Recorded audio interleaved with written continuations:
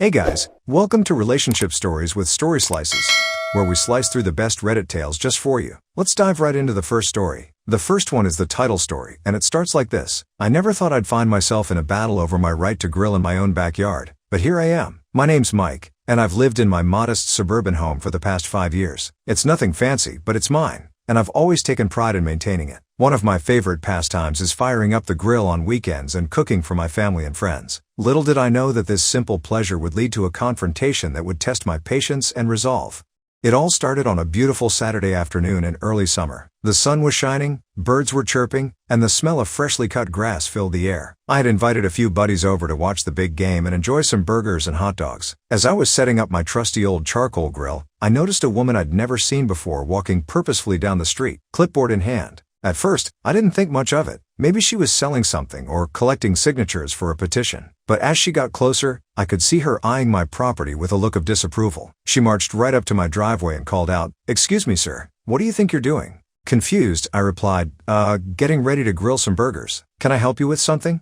The woman, who looked to be in her mid-50s with graying hair pulled back in a tight bun, introduced herself. "I'm Karen Johnson, president of the Sunnyside Estates Homeowners Association. I'm afraid I'm going to have to ask you to put that grill away immediately." I blinked, trying to process what she'd just said. "I'm sorry, what? Why would I need to put away my grill?" Karen's lips tightened into a thin line. "Because, sir, outdoor cooking is strictly prohibited in our community. It's a fire hazard and a nuisance to the neighbors. Surely you've read the Homeowners Association bylaws." Now, I consider myself a pretty level-headed guy, but this was starting to get under my skin. "Ma'am, I think there's been some kind of misunderstanding. I'm not part of any homeowners association. This is my property, and I've been grilling here for years without any problems." Karen's eyes widened in disbelief. "That's impossible. All homes in Sunnyside Estates are part of the Homeowners Association. It's mandatory?" I took a deep breath, trying to stay calm. "Look, I bought this house 5 years ago, and there was no mention of an homeowners association. I'm pretty sure I would remember something like that. Maybe you've got the wrong address?"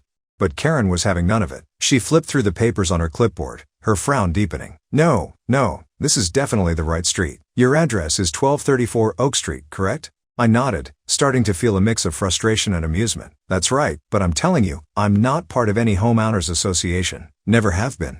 Karen's face was turning an interesting shade of red. "Well, there must be some mistake. All properties in this area are subject to homeowners association rules, and those rules clearly state, no outdoor cooking equipment allowed. I'm going to have to insist that you comply immediately or face fines and possible legal action." At this point, my friends had started to arrive, and they were watching this exchange with a mix of confusion and amusement. I turned to Karen and said, "Look, I appreciate that you're just trying to do your job, but you're mistaken. I'm not part of your homeowners association, and I have every right to grill on my own property. Now, if you'll excuse me, I have guests to entertain." I thought that would be the end of it, but boy, was I wrong. Karen planted herself firmly at the edge of my driveway and pulled out her phone. "I'm calling the police," she declared. "This is a clear violation of our community standards, and I won't stand for it." Now, I was starting to get angry. "Go ahead," I told her. "Call the police. They'll tell you the same thing I am. I have every right to cook on my own property." As Karen dialed and started ranting to the poor dispatcher on the other end, I turned to my friends and shrugged. "Looks like we might have some unexpected entertainment with our burgers today, guys." My buddy Dave clapped me on the shoulder. "Don't let her get to you, Mike. This is crazy. Want me to grab the property documents from inside? Might help clear things up." I nodded, grateful for the support. "Yeah, that's probably a good idea. They're in the filing cabinet in my office. Thanks, man." As Dave headed inside, I fired up the grill, determined not to let this bizarre interruption ruin our afternoon. Karen, still on the phone, was getting more agitated by the minute. I could hear her voice rising as she demanded that the police come immediately to deal with this flagrant violation of community rules.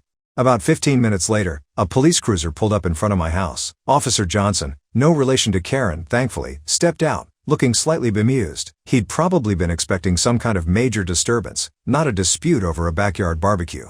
Karen immediately rushed over to the officer, waving her clipboard. "Officer, I'm so glad you're here. This man is in clear violation of our homeowners association rules, refusing to comply with a direct order to cease his illegal outdoor cooking activities." Officer Johnson raised an eyebrow and turned to me. "Sir, can you explain what's going on here?"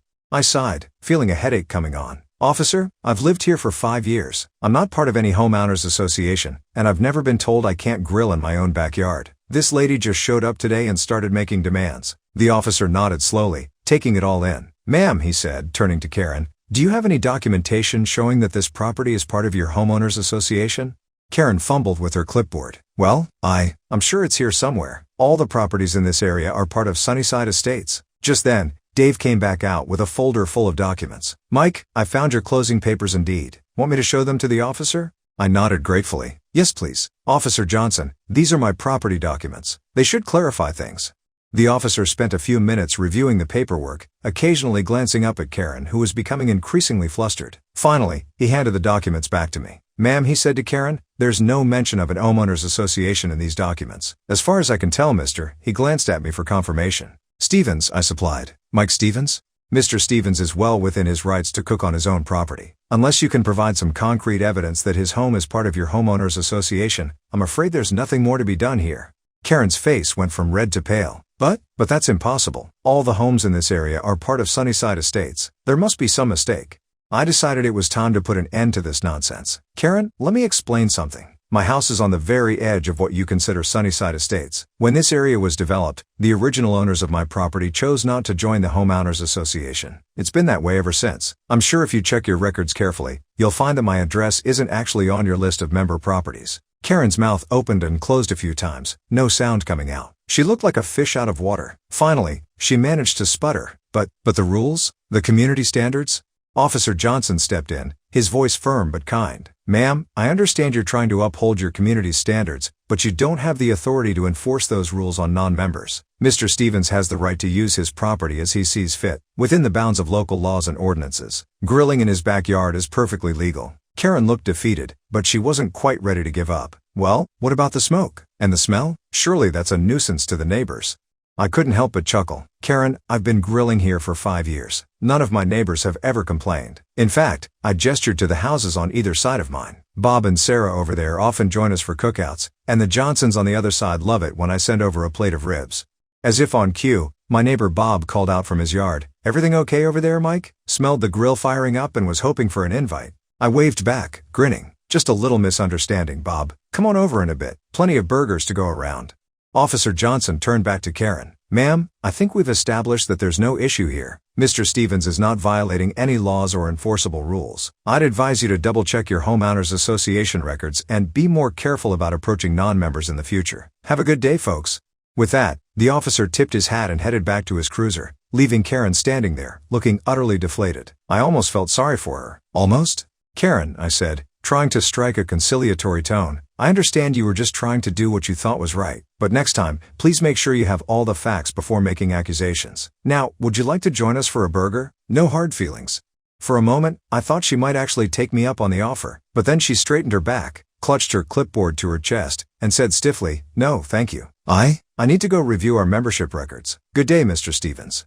As Karen marched off down the street, my friends and I couldn't help but burst into laughter. Dave clapped me on the back saying, "Man, Mike, only you could turn a simple cookout into a showdown with the Homeowners Association police." I shook my head, still chuckling. Guys, I couldn't make this stuff up if I tried. Come on, let's get these burgers going before any other neighborhood vigilantes show up.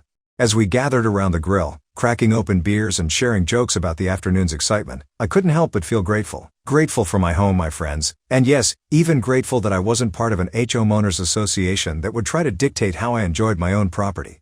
Little did I know, this was just the beginning of my adventures with Karen and the Sunnyside Estates Homeowners Association. But for now, I was content to enjoy the simple pleasure of a backyard barbecue with friends. The smell of grilling burgers wafting through the air, a testament to freedom and the American dream, Homeowners Association free. The next few weeks were blissfully quiet. I went about my business, working from home as a software developer, tending to my yard, and yes, grilling whenever I felt like it. I almost managed to put the whole incident with Karen out of my mind. Almost? But then, about a month after the initial confrontation, I found an official-looking envelope in my mailbox. My heart sank as I saw the return address, Sunnyside Estates Homeowners Association. "You've got to be kidding me," I muttered, tearing open the envelope. Inside was a letter, printed on fancy letterhead, informing me that after a thorough review of their records, the Sunnyside Estates Homeowners Association had confirmed that my property was indeed not part of their association. However, the letter went on to say, they were extending a cordial invitation for me to join, listing all the supposed benefits of membership. I snorted as I read through the list. Uniformity of house colors? Regulated lawn maintenance? Restrictions on holiday decorations? Yeah, that sounded like a real blast. But it was the last paragraph that really got me.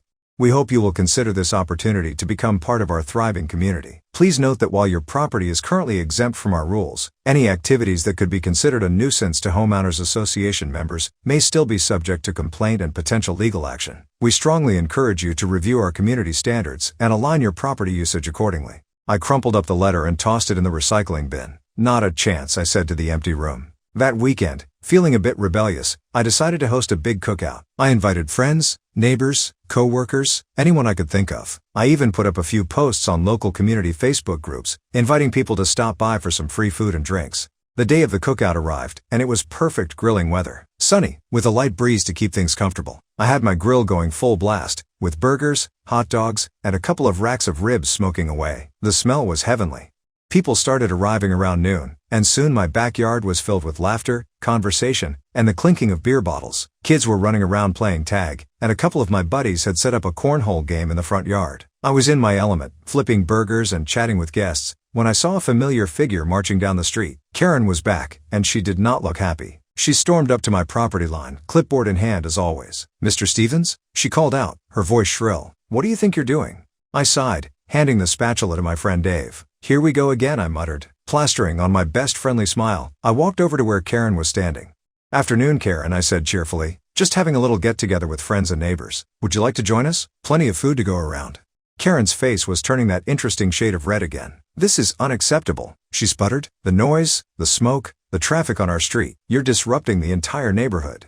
I raised an eyebrow. "Karen, it's Saturday afternoon. We're not being excessively loud, and last I checked, there are no noise ordinances in effect right now. As for the smoke, well, that's just the smell of good barbecue. And the street parking is public, as long as no one's blocking driveways."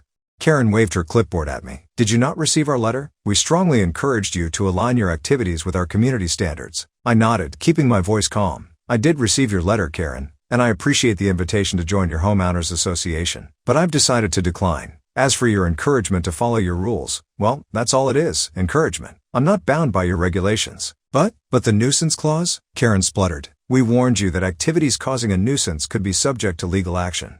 I couldn't help but chuckle. "Karen, hosting a cookout on a Saturday afternoon is hardly a legal nuisance. In fact," I gestured around at the gathered crowd, "seems like quite a few of your homeowners association members are here enjoying themselves. I don't see anyone looking particularly bothered." It was true. Several of my neighbors who I knew were part of the homeowners association were at the party, plates piled high with food, laughing and chatting with other guests. Karen looked around, seemingly noticing the crowd for the first time. Her face fell as she spotted several people she obviously recognized.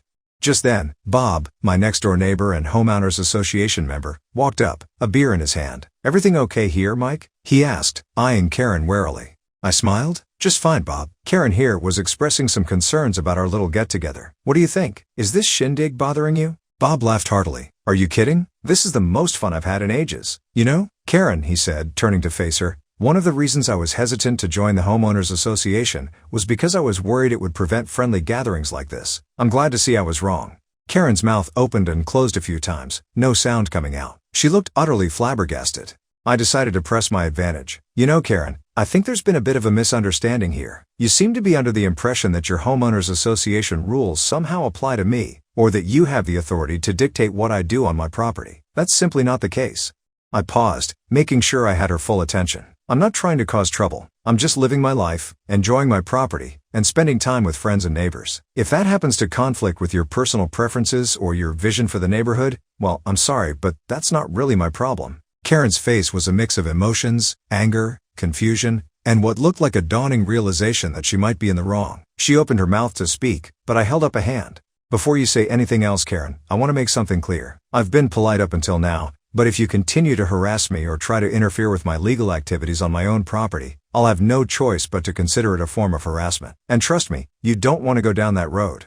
Karen's eyes widened at my firm tone. For a moment, I thought she might argue further, but then her shoulders slumped. I need to discuss this with the board," she muttered, turning to leave. As she walked away, I called out, "Karen?" She paused, looking back. "The invitation to join us still stands. Sometimes it's better to be a good neighbor than a strict rule enforcer." She didn't respond, just hurried off down the street. I turned back to my guests, many of whom had been watching the exchange with interest. "Show's over, folks," I announced with a grin. "Who needs another burger?" The party continued well into the evening, and it was a roaring success. People from all over the neighborhood stopped by, and I lost count of how many times I heard variations of "we should do this more often." And this is what community is all about. As the last guests were leaving, helping to clean up as they went, my next-door neighbor Sarah pulled me aside. "Mike," she said, her voice low, "I just wanted to thank you for standing up to Karen. A lot of us in the Homeowners Association have been frustrated with how strict and inflexible things have gotten lately, but we've been too afraid to speak up." I was surprised. "Really? I had no idea it was that bad." Sarah nodded. "Oh yeah, did you know they tried to fine the Johnsons for having their trash cans out an hour too long last month? And don't even get me started on the saga of the Andersons' unapproved garden gnome." I couldn't help but laugh. "A garden gnome? Seriously?" "Seriously," Sarah confirmed with a roll of her eyes. "Anyway, seeing you stand your ground today, well, it's inspired some of us to start pushing back a bit. Maybe it's time for some changes in the Homeowners Association leadership." I patted her on the shoulder. "Well, good luck with that. And hey, my grill's always open if you need a break from the Homeowners Association drama." As Sarah left, I couldn't help but feel a mix of emotions. On one hand, I was glad I'd stood my ground and that my neighbors appreciated it. On the other hand, I was starting to realize that this situation with Karen and the Homeowners Association might be more complicated than I'd initially thought. Over the next few weeks, I noticed a definite shift in the neighborhood dynamics. More people were out in their front yards, chatting with neighbors. I saw kids playing in driveways that had previously been eerily empty. And yes, I caught the unmistakable scent of barbecue wafting from several backyards. It seemed like my little act of defiance had sparked something in the community. People were remembering what it was like to actually enjoy their homes and their neighborhoods, rather than living in fear of breaking some arbitrary rule. But not everyone was happy with these changes. I started noticing Karen and a few other Homeowners Association board members walking the streets more frequently, clipboards in hand, frowns on their faces. They'd stop and take notes, occasionally knocking on doors. I had a feeling things were coming to a head. Sure enough, about a month after the big cookout, I got another letter in the mail. This one was different though. Instead of Homeowners Association letterhead, it was from a law firm representing the Sunnyside Estates Homeowners Association. The letter was full of legal jargon, but the gist of it was clear. They were threatening to sue me for ongoing nuisance activities and negatively influencing Homeowners Association members to violate community standards. They demanded that I cease all disruptive behaviors immediately and pay a fine of $5,000 for damages to community cohesion. I read the letter 3 times, my blood pressure rising with each pass. This was ridiculous. They had no grounds to sue me, and we both knew it, but they were hoping to intimidate me into compliance. Well, 2 could play at that game. I called my buddy Jack, who happened to be a lawyer specializing in property law. After explaining the situation, I asked, "So, what do you think? Do they have a leg to stand on?" Jack's laughter came through loud and clear over the phone. "Are you kidding me? This is a textbook case of overreach. They have absolutely no authority over you, and their claims of nuisance and negative influence are laughable from a legal standpoint. Want me to draft a response?" I grinned. "You bet I do. Let's show them we're not messing around." A week later, I hand-delivered our response to the Homeowners Association's lawyer and to Karen herself. Jack had outdone himself. The letter was a masterpiece of legal smackdown, dismantling their arguments point by point, and ending with a counter-threat of a lawsuit for harassment if they persisted in their baseless claims. But I didn't stop there. Remembering what Sarah had told me about other Homeowners Association members being unhappy, I decided it was time to bring everything out into the open. I printed out copies of both the Homeowners Association's threatening letter and our response. Then, I went door to door throughout the neighborhood, Homeowners Association members and non-members alike, handing out the letters and explaining the situation.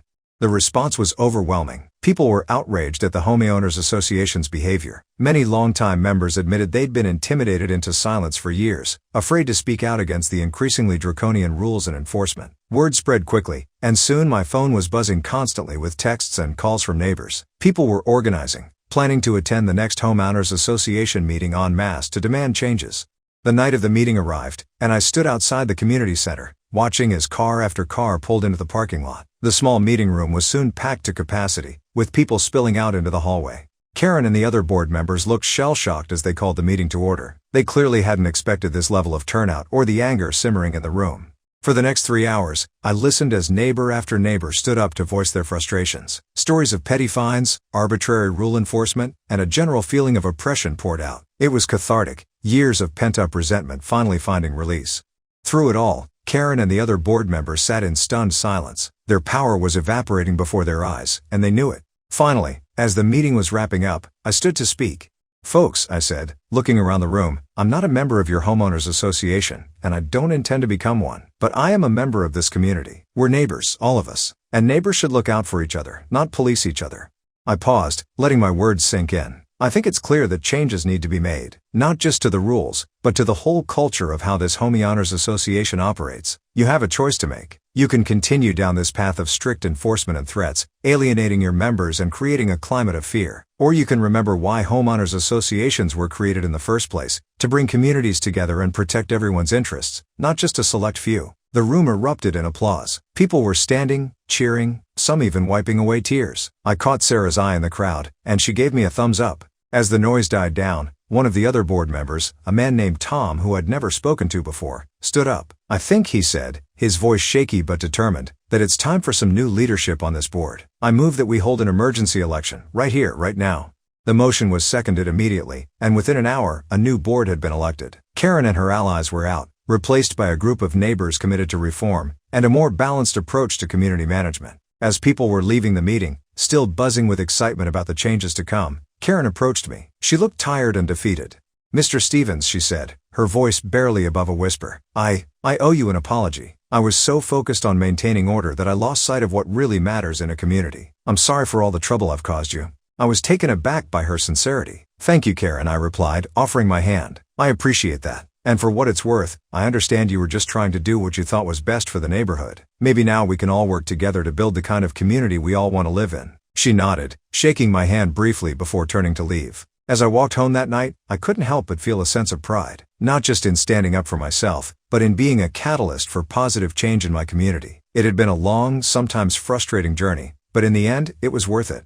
The next weekend, I fired up my grill as usual, but this time, as the smell of sizzling burgers wafted through the air, I noticed something different. Up and down the street, other grills were coming to life. The sounds of laughter and friendly conversation filled the air. And there, walking down the sidewalk with a covered dish in her hands, was Karen. She paused at my driveway, a hesitant smile on her face. "I made some potato salad," she said. "I thought maybe I could join you this time?" I grinned, gesturing her in. "Karen, you're always welcome here. Come on in. The burgers are almost ready." As we sat in my backyard, surrounded by neighbors and the smell of good food, I realized that sometimes, standing your ground isn't just about protecting your own rights. Sometimes, it's about bringing a community together and reminding everyone what truly matters. The Homeowners Association saga was over, but a new chapter in our neighborhood story was just beginning, and I had a feeling it was going to be a good one. Are you hungry for more slices of stories? Don't forget to subscribe and hit the bell to never miss out on any videos. See you tomorrow at Story Slices.